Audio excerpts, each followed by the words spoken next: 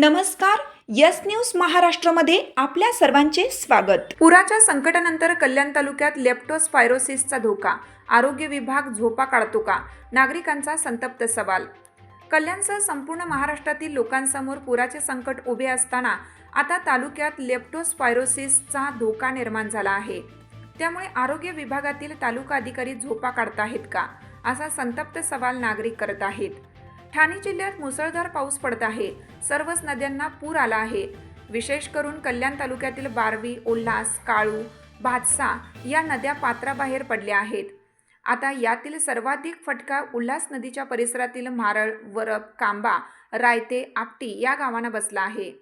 कांबा ग्रामपंचायत हद्दीतील मोरया नगरमधील जवळपास 100च्या वरती लोकांना पुराच्या पाण्यातून सुरक्षित स्थळी हलवण्यात आलं. याशिवाय वरपमधील दुर्गानगर, मारुती मंदिराच्या पाठीमागे स्मशानभूमी परिसर आदी ठिकाणी पाणी भरलं होतं. म्हारळमधील बोडकेचाळ, म्हारळ सोसायटी, थारवानी, रावचाळ याशिवाय गावोगावी लोकांना पुराच्या पाण्याचा फटका बसला. या पाण्यात उंदीर, कुत्रे आणि जनावरांच्या लघवीतून दूषित झालेल्या पाण्यात किंवा मातीत अनवाणी चालल्यास अथवा संपर्कात आल्यास लेप्टोस्पायरोसिस हा लेप्टोस्पायरा नावाच्या जीवाणूमुळे बॅक्टेरिया हा संसर्गजन्य आजार होतो. अचानक तीव्र ताप येणे, डोकेदुखी, थंडी वाजणे, स्नायूंमध्ये वेदना होणे, याशिवाय मळमळ, उलट्या, अतिसार, डोळे लाल होणे, अंगावर पुरळ उठणे इत्यादी या आजारांची लक्षणे असून वेळेवर उपचार न मिळाल्यास कावीळ, मूत्रपिंड निकामी होणे किंवा फुफ्फुसात रक्तस्राव होणे प्रसंगी हा जीवघेणा ठरू शकतो.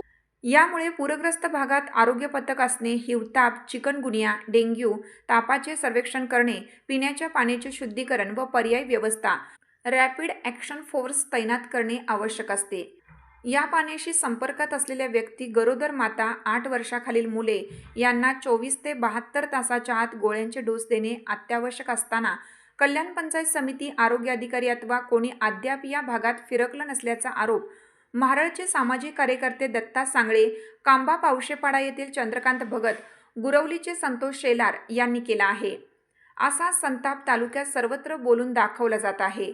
तर तालुका आरोग्य अधिकाऱ्यांनी आत्तापर्यंत किती पूरग्रस्त भागाला भेटी दिल्या ते सांगावे, असा प्रश्न उपस्थित करून ते भेटी देणारच कसे, कारण त्या कार्यक्षेत्रात राहत नसल्याचे सामाजिक कार्यकर्ते किरण केने यांनी सांगितलं. त्यामुळे अशा कामचुकार, बेजबाबदार आरोग्य विभागाला गट विकास अधिकारी, जिल्हा आरोग्य अधिकारी व CEO का पाठीशी घालतात, हे न सुटणारे मोठे कोडे आहे. यस न्यूज महाराष्ट्रासाठी संजय कांबळे, सहसंपादक. मी राहणार पावशेपाडा याच गावातला रहिवासी असून माझ्या इथे पाणी घरात घुसला होता माझ्या. आणि कुठलाही ग्रामपंचायतचा कर्मचारी किंवा ग्रामपंचायतचे जे सरपंच, उपसरपंच हे कोणी माझ्या घराजवळ तर माझी परिस्थिती काय मी बघण्यासाठी पण आलेले नाही आणि इतर कोणी अधिकारी सुद्धा आलेले नाही आहेत. आरोग्यवाले आलते का? नाही, कोणीच आलेले माझ्याकडे. आरोग्यवाले नाही, कोणी अधिकारी नाही, कोणी नाही. आणि याच्या पहिले पण कधी कोणी येत नाही आहेत माझ्याकडे.